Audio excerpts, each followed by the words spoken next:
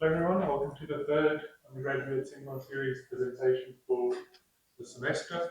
Today's speaker is Zerwick de Lange, the third year BUC physics student. The title of his presentation is Convincing You That Curves Can Fill Space. So, Yes. Hello, people. So I kind of want to preface this the way why I find this result kind of mystical is because, as you said, I'm studying physics as well as math, and an interesting thing is that I've always liked to kind of think about a little bit, especially in lieu of vector spaces and the concept of a dimension, is the idea that some objects have a set form of dimensionality, if I can speak so loosely like that. For instance, if we look at this Cartesian plane, let's say this is y, x, not rotating the space just yet. If we have something looking like this, right, there seems to be, from an intuitive perspective, a fundamental difference between this curve and this set of points. Well, both of them are sets of points, but this one we associate the word curve, and this is an area or region of sorts. And to me, this fundamental difference comes in the form that we would like to try and describe what these two objects are. For example, this curve, now it's a little bit of a wiggly one, but suppose it was just this line. This line can be described by a parametric equation, right? We can describe all sets on this point, or sets on this line, say by some equation like this, or let me just erase that, like this, whatever. Key takeaway here is this is not the right parameterization for this line, so don't worry about that.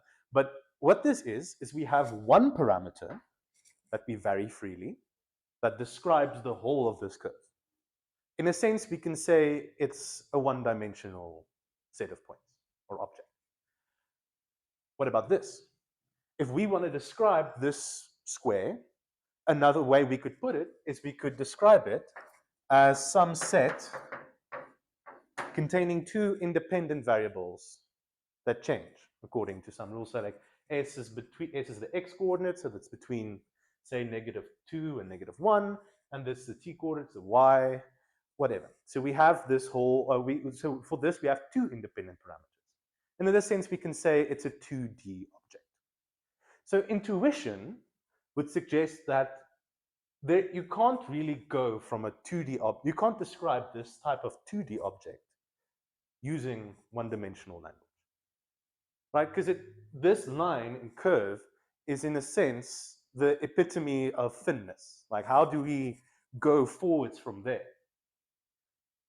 But that's the point of today's lecture, is that not only can we describe this region, say, with just one parameter, we can do so continuously. What do I mean continuously? Continuously, well, hopefully you all know already what continuously means. But what that implies is that we have some curve, some little stripe that we can draw all the way around our curve that manages to describe that entire space. Today we will be looking at one of these so-called space-filling curves, and I will hopefully try to convince you that, it is indeed a space-filling curve, and I'm not just talking some voodoo nonsense. So, just define what we mean by a space-filling curve. It's just some function, so we're going to restrict ourselves to a very limited set, but it's technically, if you think about it, it's not actually restricting us at all. But we restrict ourselves like a space-filling curve is a function from the unit interval to the unit square, where the square notation just means it's the region on the xy plane, right? So our goal is going to be to find such a function and then show that it is continuous and that it is surjective. Surjective meaning that every point in this target region is obtained at some point by the function. Well, it won't be injective necessarily, but the surjectivity is all that we really want to show. Cool. Now, a prime candidate for this came to us in the form of the Hilbert curve, even though none of you will be able to see what's happening here, which is illustrating that the Hilbert curve is working. Thank you, Dr. Messerschmidt, for the nice printout. So what we're going to do is we're going to try our hand at geometrically defining a Hilbert curve and reasoning from there that it satisfies these properties. So we move to this board. From this board, we can see that, okay, let's say to start off our construction of the Hilbert curve, we just want to get a curve. This is the unit square, by the way. Let's say we want to try and draw a curve that will just be in each one of these regions at least once, right? So it's obviously it's not going to be a space-filling curve, but the trick is we're going to restrict ourselves more and more as we go into a higher resolution, where here we want to try and get a curve that goes into all of these blocks at least once as well. And then the idea is if we can do this in a consistent way ad infinitum, we would hopefully have that it hits every possible point. Seems daunting, but we have 40 minutes, so we'll do it. Okay. Here's how we're going to do the first one. It's going to be profoundly uninspiring. Just that, right? And I'm calling this an H1 curve. So why do I say curve? Because technically, we want this to be a function, right? We want some input in the unit interval, and we want that input, say x, it's going to be here, and we label that h1 of x. So, and this curve is just the range of this function, so that's how we're going to describe it. So now the problem is, I've drawn this curve, looks like it's going to, it does the job. How do we define the exact values that gets into this? For example, if I choose to make x 0.25, where is that going to map to? Here, here, here. Ooh, let's choose a sensible way of doing it. And my way that I think works out well is going to be that we choose the mapping such that we divvy up this length into quarters somewhat. So if x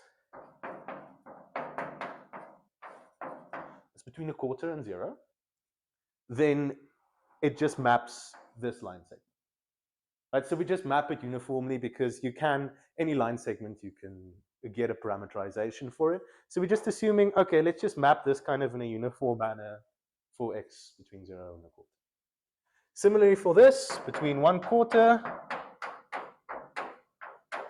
and 2/4, just maps this whole region. And go, etc., etc.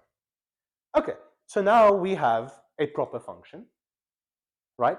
And we have a way that we defined it that we can actually use to do some math. Before I elaborate a bit more on this end, I just want to show you how we can, well, actually, no, wait, now I'm running ahead of myself. I want to find a way to also label everything on this graph.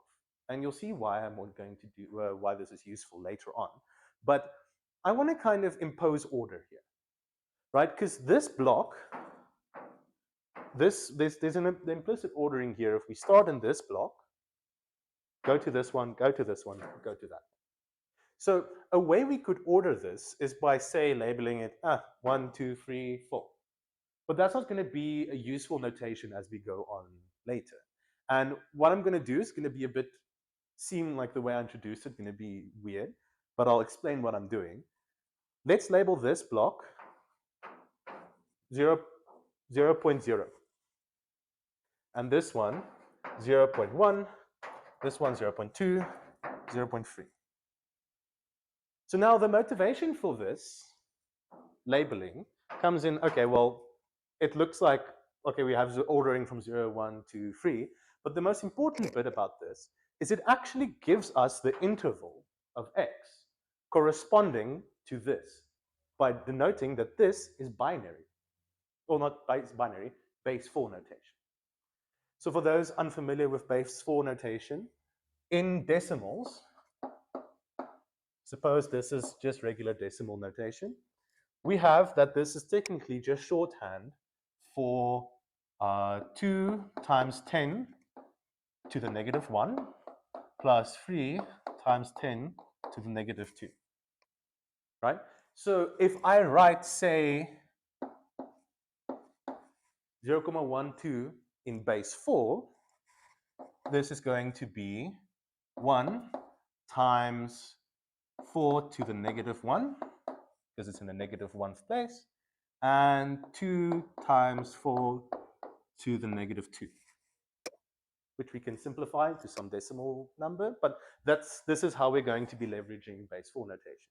Because in this notation, this region that I've denoted by 0, 0, we have that this function is in this region if and only if we have that x is larger than 0.04 in base 4 and it's not equal to a quarter. But what's a quarter in base 4 notation? Just this. So note now that now I have a direct correspondence of sorts between the position that my pseudo-Hilbert curve of order 1, if you want to be fancy, but I'll call it H1. H1, the position where it is, and the x value that maps to that position. And the same holds for all the other blocks. And now the main added advantage of this as well is that we can use this notation when extending to higher resolution Hilbert curves. So let me show you, now that while I have all this, how the next Hilbert curve is going to look. So for this, I do have a little added arrow mnemonic thing that my source used to derive the new Hilbert curve. Don't think about it too much, but it's like the way you do it is you start, say, the left corner, then you draw an arrow in the direction your Hilbert curve is heading. So it's heading upwards in this case. And then we start off where we left off the last time. It's going this direction. But now it's a bit weird because technically we can't start here and go down. So we just follow the curve as best as we can. And that's in this direction. And then same here. I didn't do this just for fun or pretty colors, because now what I do is I can construct the next layer of Hilbert curves by connecting this arrow with a smaller Hilbert curve. Right? Like some sort of curve like this. And I do that in the higher resolution state where I have twice, well, 4 times the amount of blocks. So our first one, arrow goes like this. So to connect this arrow, go like this. This one, up and over. This one, up and over again. This one, sideways. And now I just connect them. So there we have our order 2 pseudo-Hilbert curve. From this, we can, in essence, do the same labeling scheme of the regions. But now, here's the fun part. Now we just go another decimal lower. For example, this one, I can label as 0, 0, 0.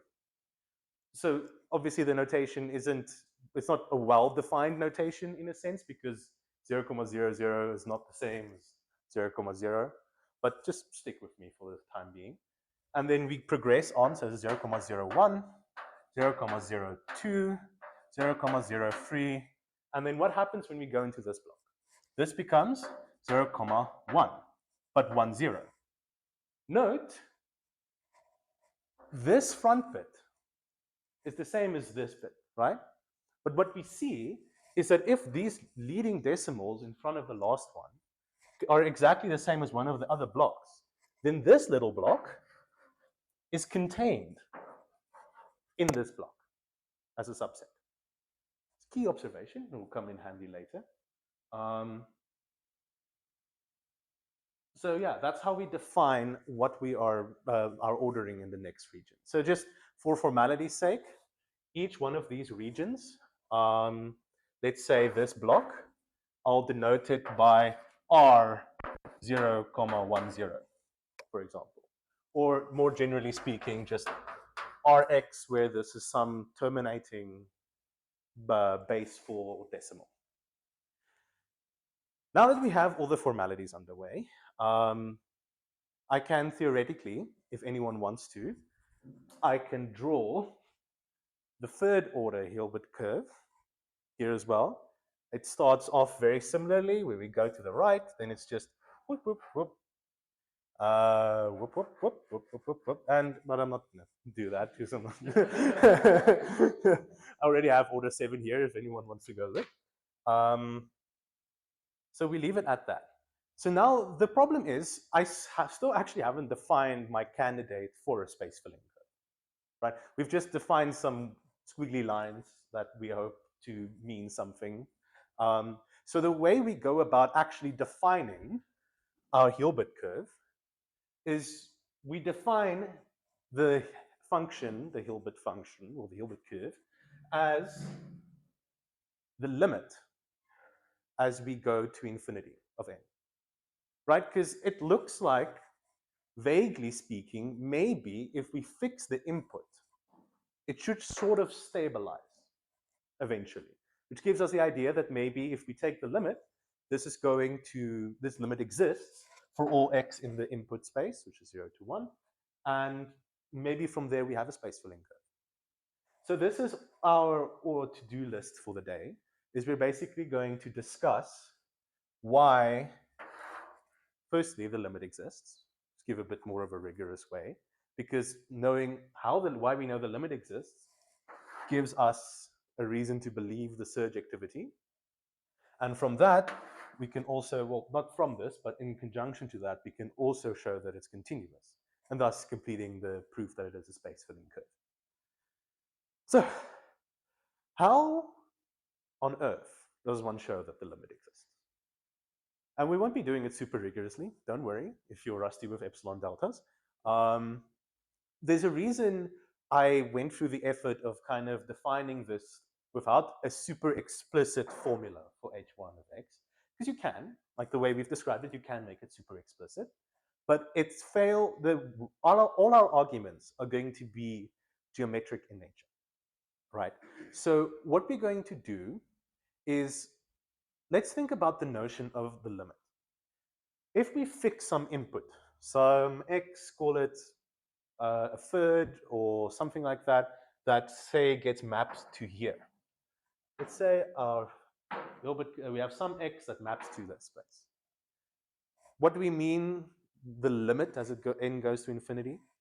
In effect, what we mean is that if we look at the same spot it maps to with this function, which is now technically a different function, it doesn't necessarily have to be in the same place, but it has to be somewhat in the same region. And that same region has to decrease until we can narrow it down more and more and more. Like as the blocks shrink, we can have that the curve ends up, this dot ends up predictably falling in a bunch of regions, such that the region it could be stabilizes and goes to 0. It shrinks around down around the point. And some of you who did analysis might find the arguments vaguely familiar. It is similar in vein to a bisection method. By bisection method, I mean that, say we want to find this intersection point, this x for some function f, a way we could do it, if we know there's only one intersection point, is we could say, okay, we see here at this x it's negative, and here it's positive. So let's shrink down on the interval. Shrink down a little bit. Now we can see, okay, here it's positive, whatever, so our solution must be in this interval. And we can shrink and shrink and shrink. And you can show, using the completeness axiom and monotone convergence theorem and a lot of other analysis type things, that all of this does converge to some point, and that point would then necessarily be your intersection point. We're going to do something similar to this, but now in 2 dimensions, right? So all of this is going to hinge on a key observation that I want to make. So by the way we've defined how the curve works, we can say the following thing. So let's look at h1. We can say that, say, h1 of x let's x just be any random thing.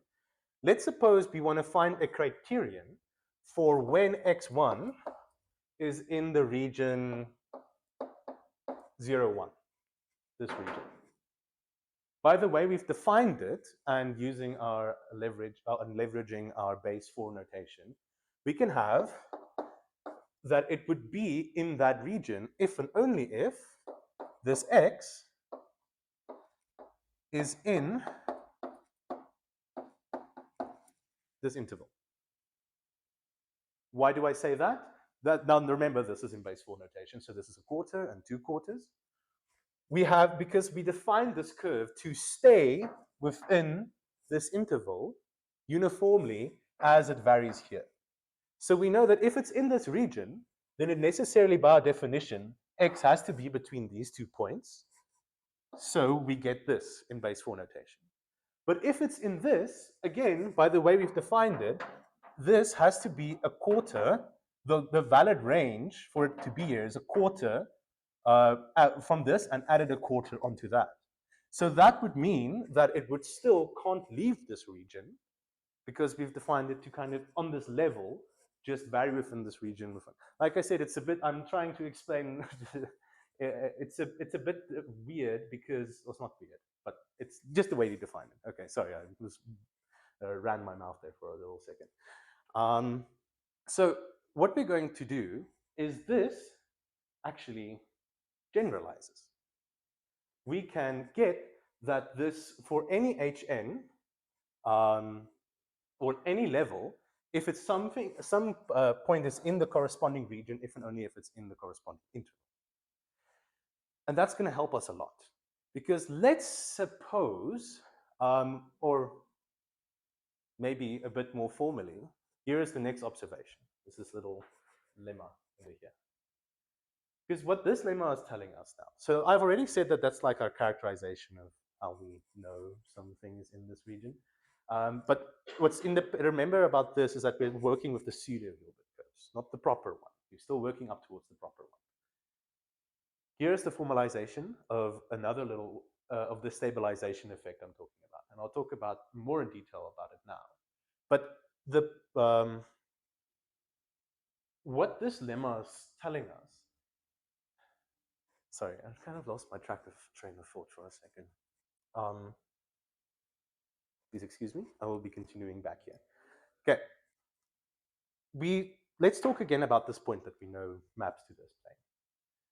By the way we've defined, and that little observation there, by the way we've defined it, we know that this point in the higher order curve will actually still be in this bigger region. Why? Because this block, labeled by 0,12, this block is still, by our little observation about the subsets of the region, in this area. This block is still in that bigger region, right? So it stays within this region. But what happens? The bounds that it could be have decreased. We know that this point in the orbit, or the 2 curve, isn't anymore like any space here. Now it's been constricted to just this little block. And the reason we know this happens is, again, this point that we're mapping, like say this is in base 4 notation is 1, 2, 4, 3, whatever. We know it has to be in this region by the way we've defined the curve. So it's shrunken.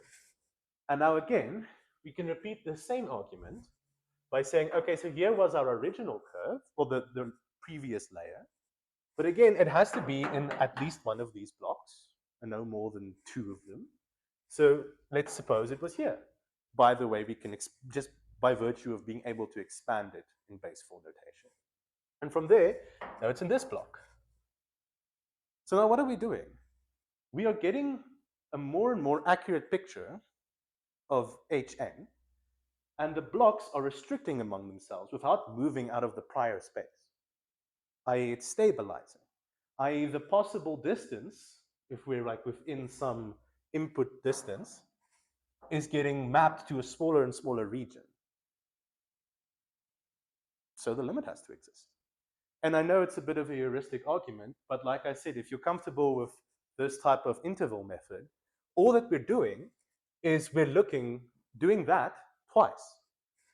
We're using the bottom interval, and we're using the vertical interval to narrow down on its y position, and we're using the x interval or x position to narrow down on its x position. So by our geometric construction, as n goes larger and larger, it has to approach some specific value because the size of the region is decreasing. So we have the limit exists.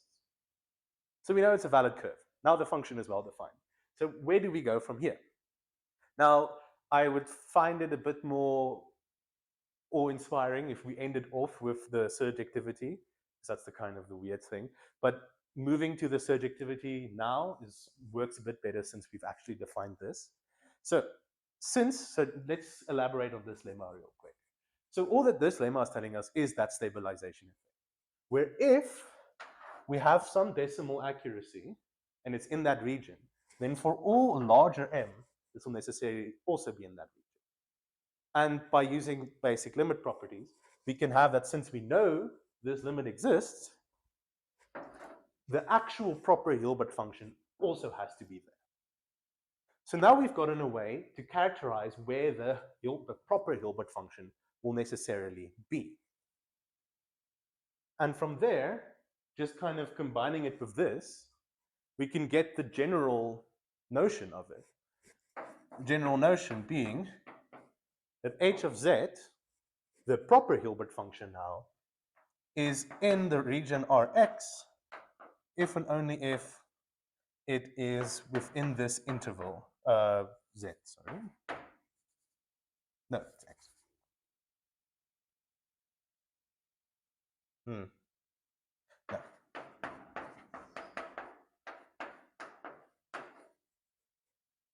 If it's within that interval. No. Am I miswriting this? Yes, I am.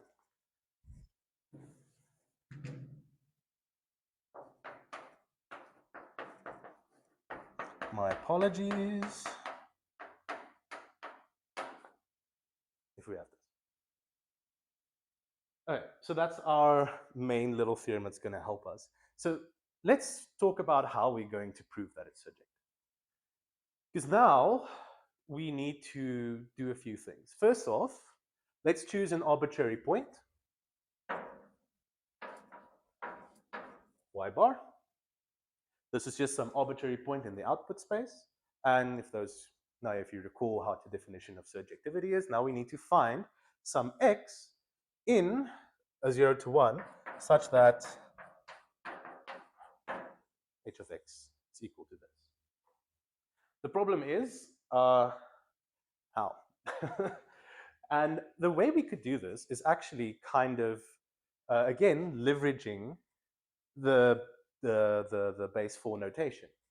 Because what do we know about this, right?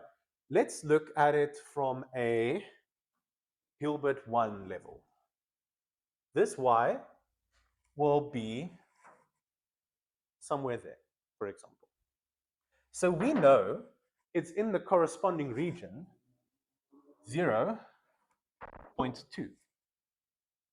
Okay? Well, since it's in 0.2 here, if we want to look at the corresponding level in, say, the next resolution, it's also going to be in something starting with 0.2, but that 0.2 has to get another layer of detail added.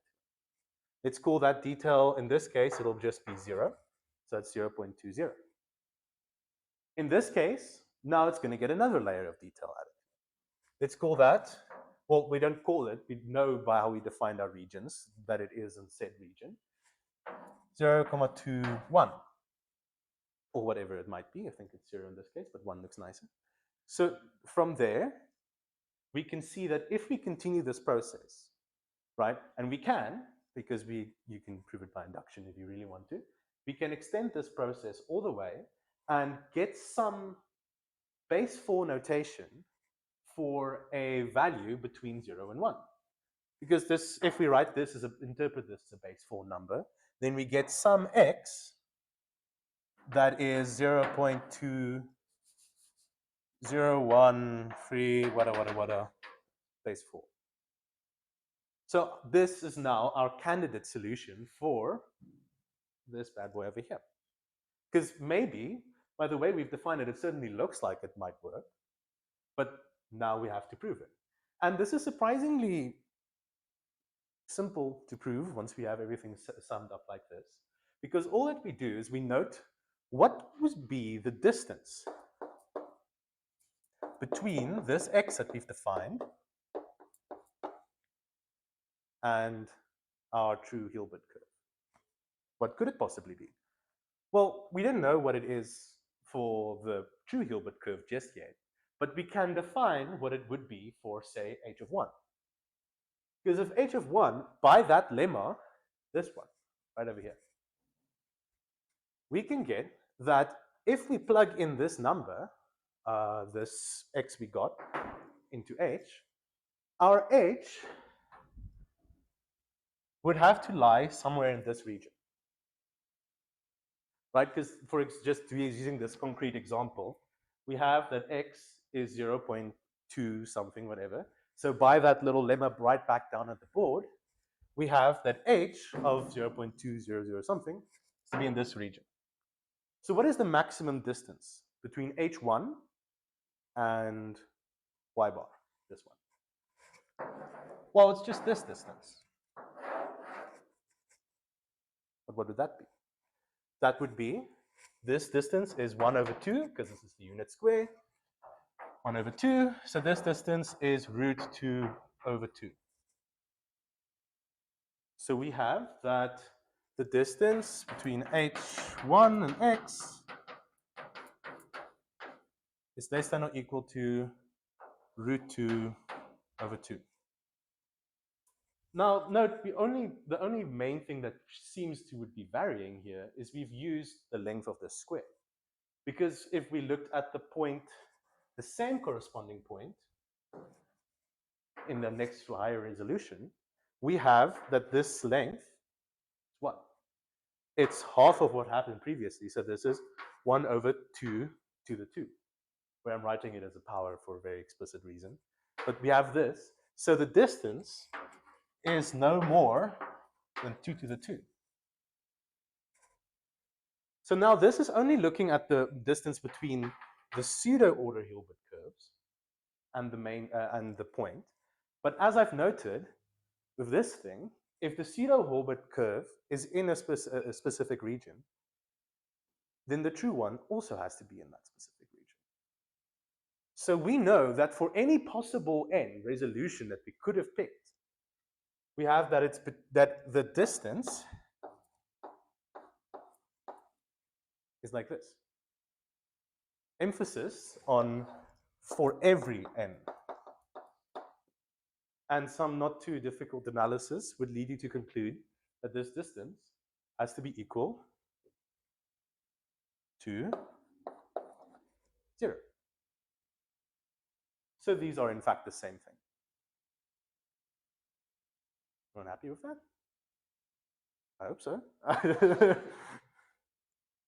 So in essence, since y was arbitrary, we have managed to, at least heuristically, show that h is surjective, i.e. it's space filling.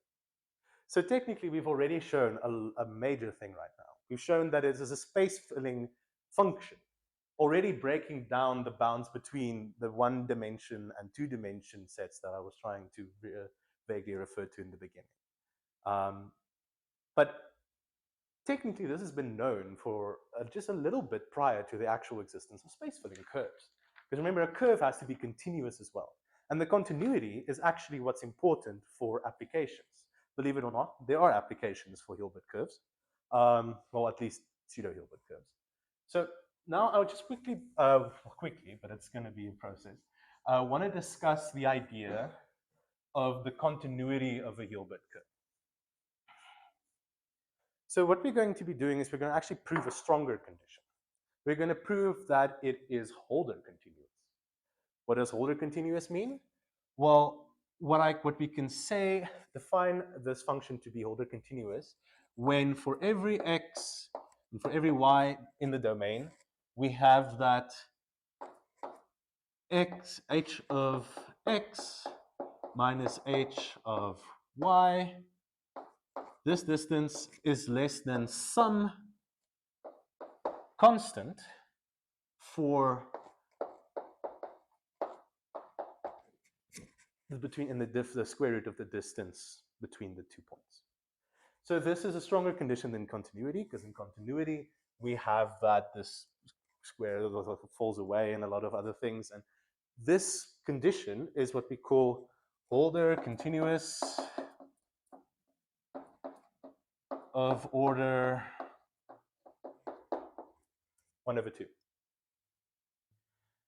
So if we can show that, then a relatively quick epsilon argument would show that it's also continuous. So let's try at it. And the best way we can do this is, again, just kind of leveraging our continuity assumption. So this is what we want to prove. So let's take any x, y in the unit interval. And just for the sake of the argument, I'm going to assume that they're not equal, because otherwise it holds relatively quickly. And I want to claim that this CH that I want to show that there is some constant of, going to show that this is equal to 2 root 5. Or we can find, this is one of the arguments. Okay, so first things first, and this is going to seem out of the blue. Since we've formulated everything in terms of all the previous resolutions, right? Every time I've made an argument about the Hilbert curve, it's like, okay, in this resolution, it's like this, and in the next level or resolution, it's like this. We want to kind of find a way of deriving what resolution we should be working in. Because if we can show something for the pseudo-Hilbert curve, maybe with the use of that lemma and the theorem down at the bottom, we could get towards the property about the actual Hilbert curve. So how do we do that? A natural way to think about it would be that, oh, every time we've divvied up the Hilbert curve into blocks, we've somehow chopped up the unit interval in terms of a quarter and all of its powers. So maybe if we can find the power of 4 such, or the n such that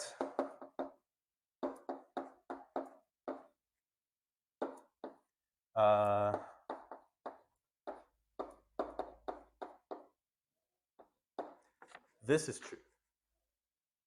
Maybe that'll help. Now, why did I write this?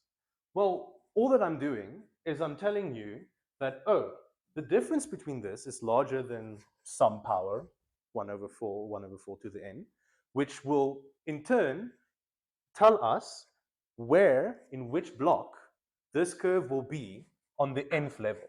So if that n was coincidentally 2, then we would be working here at h2.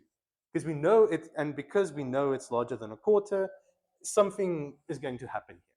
But this extra condition here is just telling you that this is the largest region, or the smallest possible resolution that we could be working with as well to keep this property. Right, and if you don't trust me on this, I leave it as a homework exercise to show that this is a partition, a partition of 0,1 is given by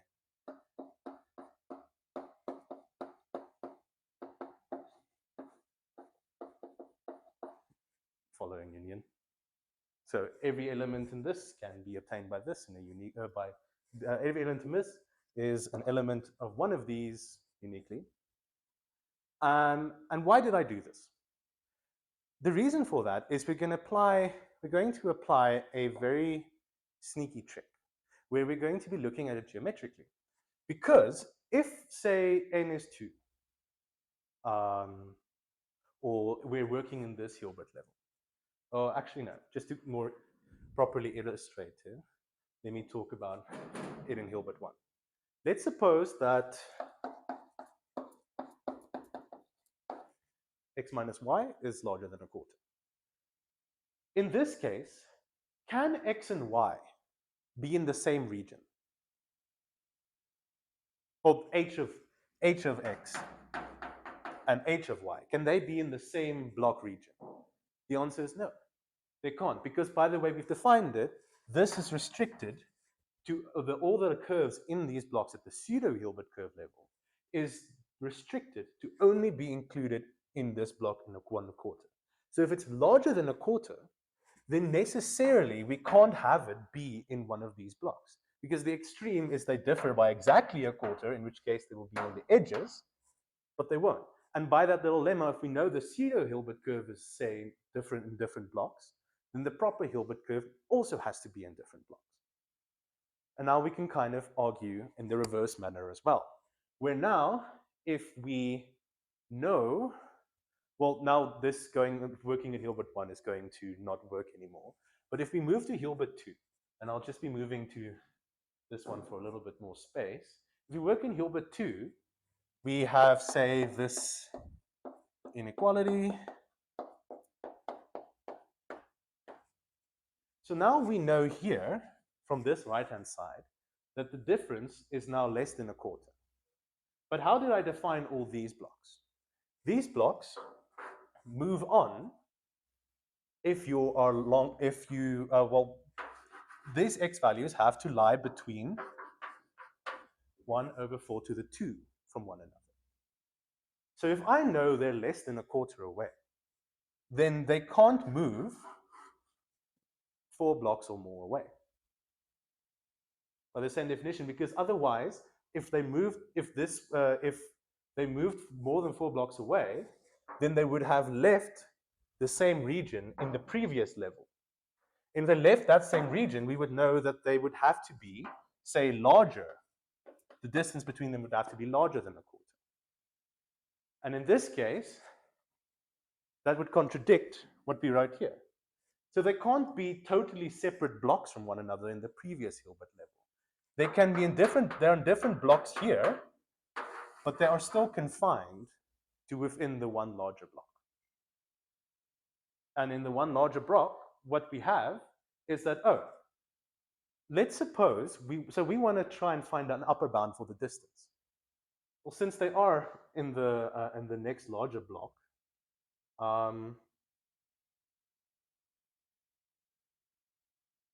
okay, so unfortunately, the way I've done this, the bound will not be as sharp as that one I've written over here, but it will still be the same. We know that the Hilbert, let me just check my notes.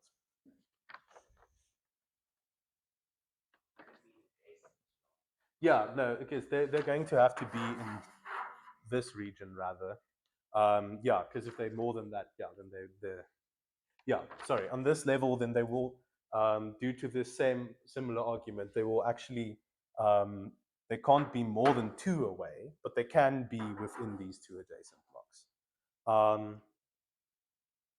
From this, the maximum distance is just this diagonal, which, generalizing, we would have that diagonal. And remember, we're working in this level now. So we have that diagonal has to be